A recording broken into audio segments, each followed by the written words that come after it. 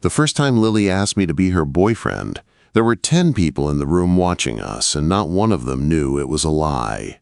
Only she and I did. My name is Sam. I am 26, and I live alone in a small one-bedroom apartment on the edge of Milwaukee, Wisconsin. The place is simple. Old cabinets in the kitchen, a couch that has seen better days, and a window that looks out over the parking lot. It is not fancy, but when I drop my keys on the counter at the end of the day, I know everything in there is mine. That has always been enough for me. I work as an HVAC technician. That means I spend my days fixing air conditioners, heaters, and hot water systems all over the city. Some days I am in big old houses with creaky floors. Other days I am in tiny apartments where the heater is older than me. I drive my work truck from job to job, crawl into tight spaces, get covered in dust, and feel weirdly proud when something broken starts working again because of my hands. I grew up with my mom in a small town a couple hours away. My dad left when I was young. It was just the two of us for most of my life. I call her every week. She always asks if I have met someone nice yet. I always tell her no and change the subject. I have dated a little, but nothing serious. I like my routine, work, a run at the park when the weather is good, some old rock music from Springsteen or Tom Petty in the evenings, maybe a beer with friends on the weekend. Quiet, simple, safe. That was before the night everything shifted. It was my buddy Mark's birthday. I have known Mark since community college. We are not best friends anymore, but we are still close enough for birthdays and group hangs. He threw a party at his place in the suburbs. Nothing wild, just 10 or 12 of us in his living room. String lights across the ceiling, a cake on the coffee table. Pizza boxes stacked on the counter. A cooler full of beer in the corner. I came straight from a job where I had spent the afternoon in a stranger's basement fixing a leaky water heater. I still had on my work jeans and a plain t-shirt. Nobody seemed to care. Mark slapped me on the back, handed me a slice of pizza, and pointed me toward the couch. That is when I saw her, Lily. I had seen her before at a few group hangouts. She is friends with Mark's girlfriend. She is 30, a freelance interior designer, and she has that calm kind of beauty that does not need any effort. Long brown hair pulled into a loose ponytail, a soft sweater and jeans that fit just right, a face that looks serious until she smiles. Then her whole expression changes. We had never talked much, just quick, polite things. "Hey, how's work? Can you pass the chips?" She always seemed friendly, but guarded, like she was careful about who she let in. That night she was sitting across the room with a drink in her hand, listening while everyone talked. As the night went on and the drinks kicked in, the questions started. "So, Lily, are you seeing anyone yet?" one of the girls asked with a teasing grin. "Come on, you never bring anyone around," another added. "Any dates lately?" Lily laughed, but her shoulders stiffened. She tried to change the subject. They pushed again. It was that thing people do when they think it is harmless fun, not seeing how it corners you. I watched from my spot on the couch, feeling a little bad for her, but staying out of it. I know what it feels like to have people poke at your private life like it is a game. After a while, the room felt too warm and too loud. I stepped out onto the back porch for some air. The night was cool, that kind of sharp fall air that smells like leaves and distant smoke. I leaned on the railing and scrolled through my phone, pretending I was not hiding. The door opened behind me with a small creak. I turned and saw Lily step out. She looked tired, but relieved to be away from the noise. "You okay?" I asked. She came to stand beside me at the railing, holding her cup with both hands. "Yeah," she said with a small sigh. "They just will not stop asking about who I am dating." I kinda panicked and said I was seeing someone in the group. It worked for about 5 minutes. I smirked. Smart move. "So who is the lucky mystery guy?" Quote. She hesitated, then turned her head and looked straight at me. There was nervous energy in her eyes, but also something like hope. "Sam," she said, "can you pretend to be my boyfriend for a while?" I blinked. "Right now?" She nodded. "Just tonight. Just in there. We go back in, act like we are together, and they stop turning my love life into a party game. No drama, no strings." I let out a short laugh and raised an eyebrow. Do we have to kiss too?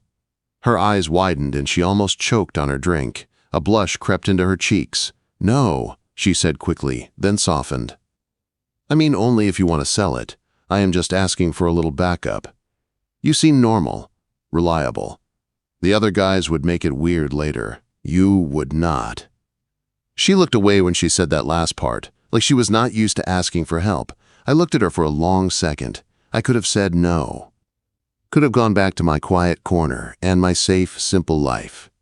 Instead, I heard myself say, "All right, I am in. But we need a story."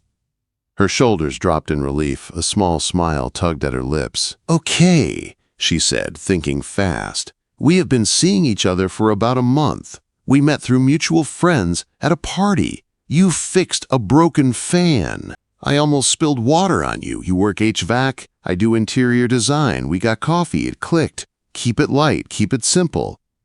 "Got it," I said. "I can handle simple." When we walked back into the living room, her whole body language changed. She slipped her arm through mine like she had been doing it for years. Her head tilted toward my shoulder. Her smile was easy.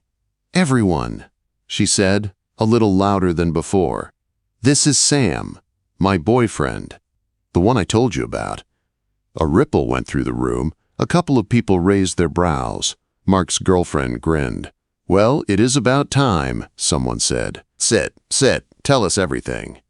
We sat down together on the couch. Lily kept her hand on my arm. I could feel the warmth of her palm through my sleeve. "So how did you two meet?" one of the guys asked. I took a breath and jumped in. "At a party," I said. "I was fixing a ceiling fan in the kitchen, and she almost dumped water on my head. I thought it was the end of me." Lily laughed and rolled her eyes. "He is being dramatic. I saved the fan and his hair." We started talking, then grabbed coffee later. "And what do you like about him?" another friend asked, leaning forward. She glanced at me, then back at them.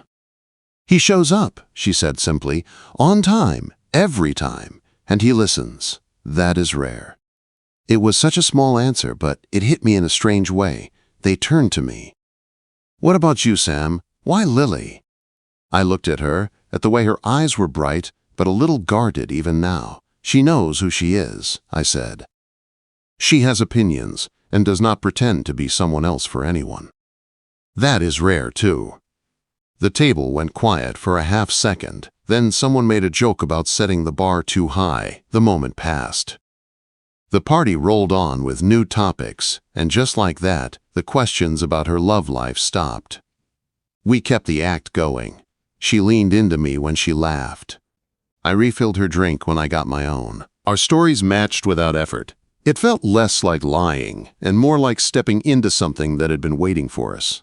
When the night started to die down and people grabbed their coats, Lily slipped her arm from mine. Her cheeks were pink, her eyes softer than I had ever seen them. "Thank you," she said quietly near the door. "You really saved me tonight." "Friends help friends," I said. "Even fake ones." She smiled at that, and for a second it felt like there was more in that look than gratitude. Then she turned to say goodbye to the others. I walked out to my truck under the cool Milwaukee sky, the air smelling like wet pavement and cold. On the drive home, I kept replaying the night, her hand on my arm, her laugh. The way she said I show up, it was supposed to be a simple favor, a pretend boyfriend for one evening. The next morning, my phone buzzed on the kitchen counter while I was pouring coffee. I wiped my hands and picked it up. Lily's name was on the screen. When I picked up my phone, there was a simple message from her. "Hope my friends didn't scare you off. Thanks again for last night." I leaned against the counter, coffee in one hand, phone in the other. My first instinct was to keep it cool, no big deal. So I typed back, "They were fine. You owe me danger pay, though. Fake boyfriend work is risky." A second later, she replied with a laughing emoji and another text. "Good, because I kind of told them we would both come to brunch next weekend. Think you can handle one more round?" I stared at that for a moment. One night was easy. Brunch felt like another step, but my chest warmed a little at the idea of seeing her again. Not as the quiet woman in the corner, as the guy sitting next to her. Yeah, I wrote back, Tell me when and where. I will bring my best acting skills. Sunday, 11, little cafe on Brady Street, she sent. Thanks, Sam. Really? The week rolled by in a blur of work. I spent my days crawling into attics, checking vents, and replacing old filters, the usual calls. A broken furnace in a small brick house. A cranky water heater in an old duplex. People complained about the cold, about bills, about the team the night before. I nodded and did my job, but in the quiet moments between jobs, my mind kept going back to Lily on that porch, to how her arm felt hooked through mine, to the way she had relaxed once we walked in together, like she could breathe again. Sunday came with clear skies and that sharp fall air that wakes you up the minute you step outside. I pulled on a clean shirt, nicer jeans, and grabbed my truck keys. As I drove toward Brady Street, my stomach did a slow flip. It felt like a real date, even though we had agreed it was just pretend. The cafe was a small corner place with big windows and little tables packed close together. The smell of coffee and baked bread hit me as soon as I opened the door. I spotted the group right away at a long table near the back. Lily saw me first. She lifted her hand and waved, a real smile lighting up her face. She wore a simple dark green sweater and jeans, her hair down around her shoulders. She looked relaxed, but her eyes flashed with relief when I walked over. "Hey," I said, sliding into the seat next to her. "Hey," she replied softly. "You came." "Of course," I said. "You did promise me food." She laughed and the tension eased. Her hand brushed my arm under the table, a light squeeze like a quiet thank you. Her friends jumped right in. "So this is the famous Sam," one of the guys said. "We have heard stories." "Good ones," Lily added quickly. I played along. "I hope she told you I am very good at fixing broken fans and carrying heavy grocery bags." They laughed. The server came by and we ordered eggs, toast, pancakes, coffee, orange juice. The table grew loud and busy. "Tell us how you two met again," one of the women asked, leaning on her elbow. "I want the full version." Lily glanced at me and I picked up the story, adding small details. "She spilled her drink," I said. "I saved it like a hero." "You are such a liar," she said, bumping my shoulder with hers. "He almost crashed into the counter. It was not smooth at all." "Look, I am good with tools," I said, "not with grace." The table laughed again. As we talked, it started to feel less like a cover story and more like a memory we actually shared. We finished each other's answers without planning it. She joked about how I always text her that I am on my way 10 minutes early. I teased her about her habit of over-analyzing restaurant menus. At one point, while she was telling a story about a disaster design job with a client who wanted everything painted dark purple, her hand slipped onto my knee under the table. It stayed there, warm, steady. She did not even seem to notice at first, but I did. My chest clenched, not in a bad way, in a way that told me this was no longer just a favor. By the time the check came and everyone started talking about their weekend plans, it felt like we were the couple we were pretending to be. Her friends teased us lightly, but the questions had shifted from, "Are you seeing anyone?" to, "When are we all hanging out again?" Outside on the sidewalk, the group split off in different directions. Lily and I stood there for a second, the wind lifting her hair. "You were great," she said. "They totally buy it now." "Happy to serve," I said. "Professional fake boyfriend at your service." She looked at me for a long second, searching my face. "Sam," she said quietly, "is this weird for you?" I thought about lying, about saying it was nothing, but being around her made it hard to lie, even to protect myself. "A little," I said, "but not in a bad way." A small smile tugged at her lips. "Same." We said goodbye with a hug, not a quick, awkward one, a slow, warm one. Her head rested for a second against my chest. My arms wrapped around her back. I felt her exhale. When I drove away, I could still smell her shampoo on my shirt. The weeks after that, the fake dating did not stop. It grew. There was a group hike up in the hills the next weekend. She texted me. They invited us. "Can you still be my backup boyfriend?" I replied, "Only if there are snacks." We met at the trailhead, both in worn sneakers and hoodies. The air was crisp. The sky clear. The trees around us starting to shift into shades of gold and red. We walked with the group, talking and laughing, but somehow we kept drifting to the edges where it was just us. She told me about a big design job she had landed with a couple who wanted to turn their boring living room into a reading space.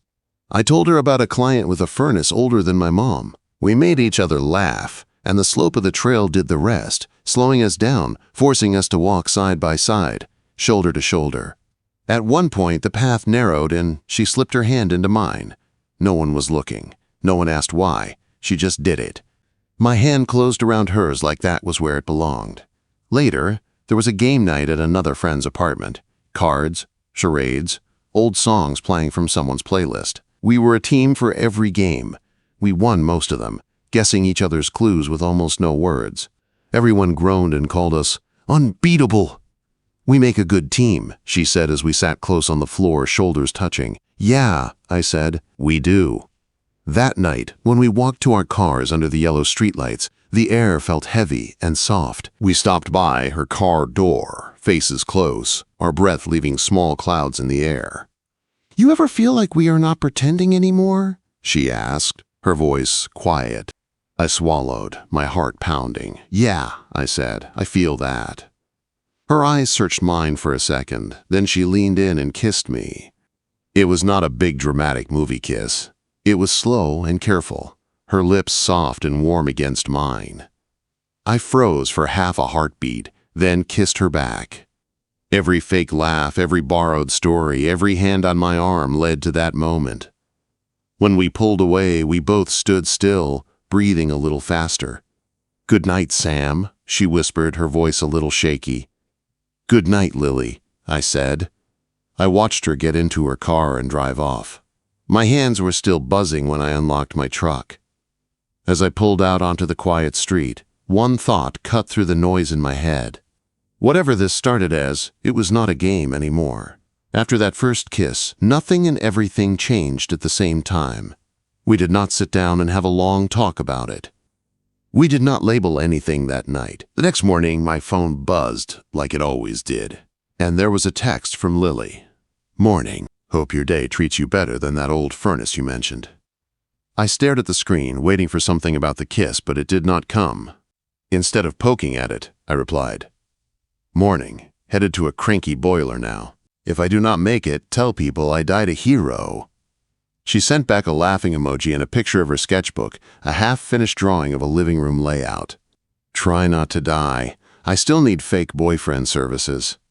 The word fake made my chest tighten a little, but I let it go. For now, the days rolled into a new kind of normal. We still met up with the group, still played the roles everyone expected. Her hand would slide into mine when eyes were on us. I would pull out her chair, brush hair from her face, lean in to whisper a joke. No one questioned it. To them, we were just a couple who had been together for a bit. But when we were alone, the act fell away, and what was left felt more real than anything I had known in a long time. She started coming over more often on her own, not just for group plans. One Tuesday night, she texted, "Bad day, client nightmare. Can I bring takeout and complain on your couch?" I wrote back, "Door is open. I accept payment in egg rolls." She showed up in leggings and an oversized hoodie, hair in a messy bun, carrying a bag that smelled like sesame and garlic. We sat cross-legged on the floor, cartons spread out on the coffee table. She ranted about a client who wanted minimalist but cozy but also bold, all at once. I told her about a landlord who blamed me for a water leak I did not cause. At some point, her rant faded. We ended up leaning back against the couch, shoulders touching. The room was quiet, except for the soft hum of the fridge. "You know," she said softly, "this is my favorite part. Not the pretending. This. Just sitting here." "Yeah," I said. "Mine, too." She turned her head toward me, and I could see all of it in her eyes. The fear, the hope, the pull. I leaned in and kissed her again. This time, slower, deeper. Her fingers slid up to the back of my neck, and the world shrank to the feel of her mouth on mine, and the warmth of her body pressed close. After that night, there was no pretending between us when we were alone. She started leaving a toothbrush in my bathroom, then a pair of slippers by the door. One Sunday morning, she stood in my kitchen wearing one of my old flannel shirts and said, "You know you have no decent coffee mugs, right?" "Hey," I said, "that chipped one has history." She smiled and shook her head. "Then I guess I will just have to fix that." Next week, 2 new mugs showed up in my cabinet. One had a small mountain print, the other had tiny painted houses. We found a rhythm. On early mornings, I would head to work while she still lay in my bed, curled up in the blankets.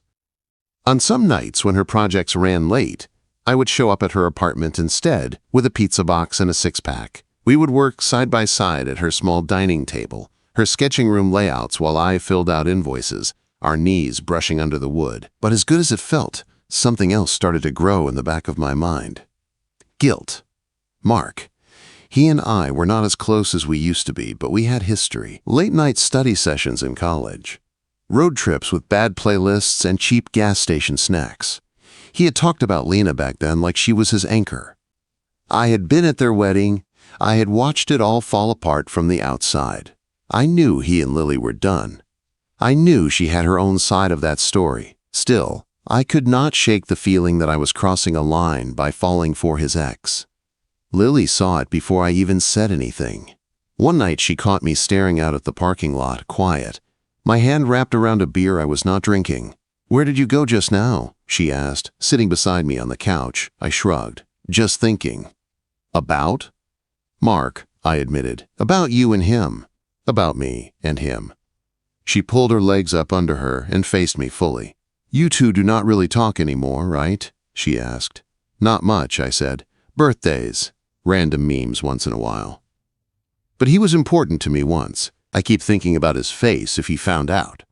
She looked down at her hands. "You know how it was with us. We tried for a long time. In the end, it was just 2 people who could not meet in the middle anymore. He wanted someone who fit his path. I wanted someone who saw me. We broke each other more than we built each other. I am not proud of how messy it got, but it is over." Her voice softened. "Do you regret this with me, Sam?" The question hit me hard. I shook my head. "No, I do not regret any of this. That is the problem. I want you. I just do not want to feel like I am betraying someone who used to matter." She nodded slowly. "Then maybe the only way through is to stop hiding. Tell him." The idea made my stomach twist, but deep down I knew she was right. If I kept pretending this was just a small thing, it would start to poison what we had. A few days later, I sent Mark a text. "Hey man, coffee this weekend? Need to talk about something important." He replied faster than I thought he would. "Sure." Usual place? Quote, "Saturday afternoon, we met at the same bar we had wasted so many nights in during our early 20s. It smelled like stale beer and hot wings. Same cracked pool table. Same neon signs." He looked older, more tired around the eyes, but still the same broad frame and quick smirk. "Long time," he said, clapping my shoulder as we sat. "Yeah," I said. "Too long." We talked about small stuff first. Work, the team, old classmates. My heart pounded harder with every minute. Finally, I set my beer down and looked him in the eye. "I am just going to say it," I said. "I have been seeing Lily." His smile disappeared that second. His jaw tightened. "Lily," he repeated, like he wanted to be sure he heard right. "My ex-wife, Lily." I nodded. "We ran into each other by accident. A blind date thing. We did not plan it. It just happened."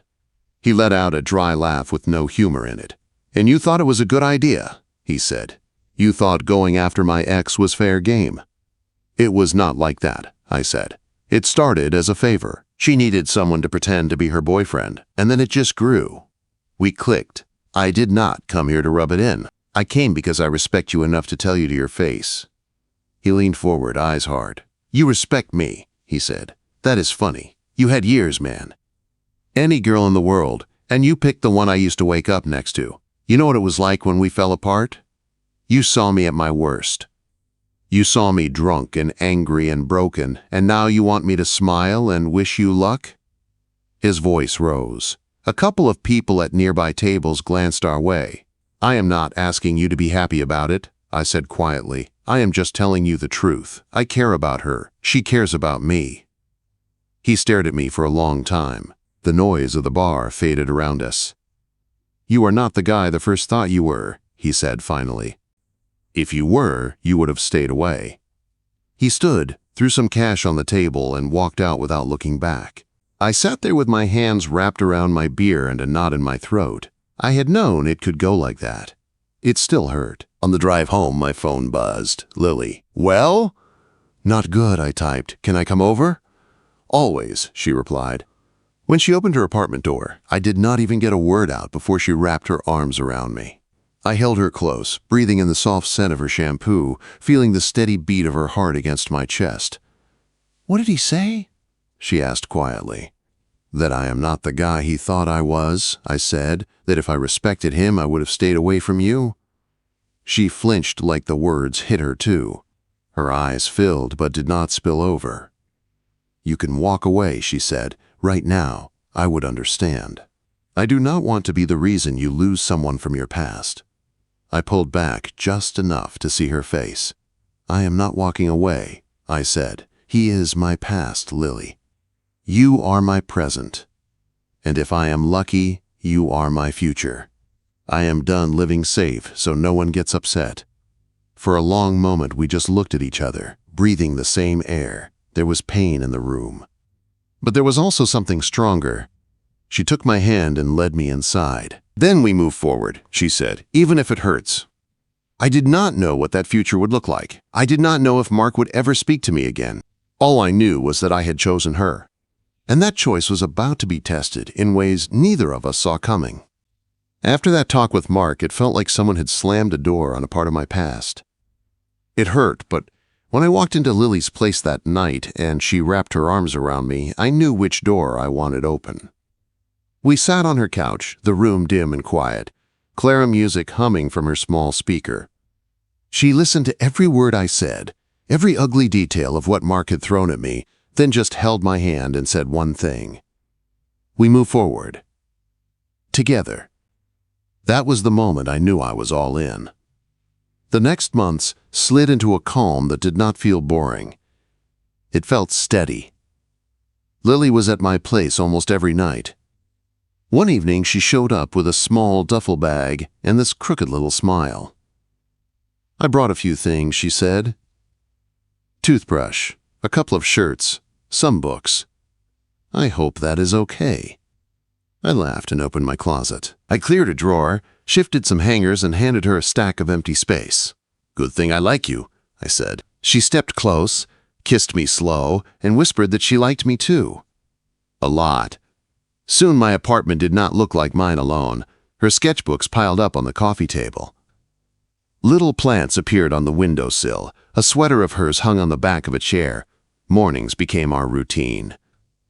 I would get up first, start the coffee, and she would wander in wearing one of my old flannel shirts, hair messy, eyes half closed. She would sit on the counter while I scrambled eggs or toasted bread and talk about a new project or a book she was reading. I would complain about a broken furnace or a rude landlord. It felt like we had lived together for years, even though it had only been months. The big change came one quiet evening. I was on the couch flipping channels when she came out of the bathroom holding a small white stick in her hand. Her face was pale and her voice shook a little. "Sam, I think I am pregnant." My heart stopped and then started again twice as fast. I took the test from her and saw the 2 lines. For a moment the room spun. Then I pulled her into my arms. "Are you okay?" I asked. She nodded, pressing her face to my chest, scared, but also kind of happy. "How do you feel?" "Terrified," I said, and then I laughed. "And really happy." From that point on, our lives shifted around the tiny person we had not even met yet. Doctor visits, vitamins, eating better, reading baby books. She would lay on the couch and guide my hand over her stomach when the baby kicked. "Feel that," she would say, eyes shining. "That is our kid saying hello." At night we lay in bed and whispered about names. One evening she rolled onto her side and said, "I like Clara. Simple and bright." I smiled. "Clara Sanders. I like that." When our daughter finally arrived, the world narrowed to one hospital room and one tiny newborn cry. The labor was long and brutal. I held Lily's hand for hours, wiped sweat from her forehead, and whispered that she was strong when she said she could not push anymore. Then suddenly there she was, this small, wrinkled bundle with a powerful set of lungs. The nurse placed her in Lily's arms, and I swear the whole world went quiet. Lily smiled through tears, whispering hello to our daughter while I stood there, hand over both of them, feeling my heart break open in the best way. The first weeks at home were hard, nights blurred into days. We took turns rocking Clara, pacing the small apartment while she screamed for reasons we did not always understand. Lily was gentle and patient, but I saw the tired lines under her eyes. She brushed it off as new mom life. I believed her until the exhaustion turned into something heavier. She got a strange pain in her chest and brushed that off too. I pushed her to see a doctor, just to be safe. The call from the clinic came on a gray afternoon. I was home with Clara when Lily walked in, her face too calm. "We need to talk," she said. My chest went cold. We sat at the table. She took my hand, then let it go and stared at the wood grain. "They found a lump. They think it is breast cancer." My ears rang. For a second I could not even hear the rest. Words like stage and treatment and chemo floated around us like smoke. All I knew was that she looked small and scared in front of me, and I needed to be solid. That night she cried harder than I had ever seen. "What if Clara does not remember me?" she whispered, fingers clawed into my shirt. "What if I do not make it?" I held her as close as I could. "We fight," I said, "every day, with every bit of strength we have. You are not alone in this." When her hair started to fall out weeks later, she stood in the bathroom with a handful of it, tears streaming down her face. I went and grabbed my clippers. "Sit," I said gently. "We are doing this together." I shaved her head while she watched in the mirror. When it was done, I kissed the top of her scalp and told her she had never looked more fierce. Chemo was ugly. She was sick and weak, sometimes angry, sometimes quiet. There were days she snapped at me over nothing and then apologized 1 minute later. I never once thought about leaving. I cooked simple food she could keep down, held her over the toilet when she got sick, carried Clara when her arms shook too much. Mom came to stay and take some of the load. Friends dropped off meals. But most nights it was just us three, curled up on the couch, cartoons playing for background noise while I held my two girls close. Then came scan day. We sat in the cold waiting room, my fingers laced with hers, Clara at home with my mom. The doctor walked in with a folder and a careful smile. "The chemo worked. No sign of the tumor. You are in remission." I closed my eyes and let out a breath I felt like I had been holding for months. Lily covered her face with her hands and sobbed, this time from relief. I pulled her into my chest and held on as hard as I could. Life after that was a slow climb back to normal. Her strength came back little by little. She started designing again, first from home, then part-time. I went back to full shifts, but never forgot what mattered. We took Clara to the park, pushed her in the swing, watched her chase pigeons with that wild baby laugh. Every checkup was scary, but each clear result gave us a little more space to breathe. One Saturday morning, Clara asleep in her crib, sunlight pouring into the kitchen, I watched Lily make pancakes at the stove. Her hair had started to grow in soft and short, curling around her ears. She turned and caught me staring. "What?" she asked with a small smile. I shook my head. "Nothing. Just thinking about that party where you asked me to fake being your boyfriend." She laughed and stepped closer, sliding her arms around my waist. "Best deal I ever made," she said. A few months later, we stood in a small park by the river with my mom, a handful of friends, and Clara holding a little bunch of flowers. We said simple vows under a tree, just promises to keep showing up and not run when things got hard. The officiant pronounced us husband and wife. I kissed Lily, slow and sure, while our daughter clapped her tiny hands. That night on our worn couch, Clara finally asleep, Lily curled up against me and rested her head on my shoulder. She looked up with that same quiet spark from the porch long ago. "Remember when I asked you to pretend to be my boyfriend for a while?" she said. I smiled and kissed her forehead. Yeah. And I asked if we had to kiss too. She nodded, fingers tracing circles on my chest. I am glad you said yes. So am I said, because nothing about this is pretend anymore.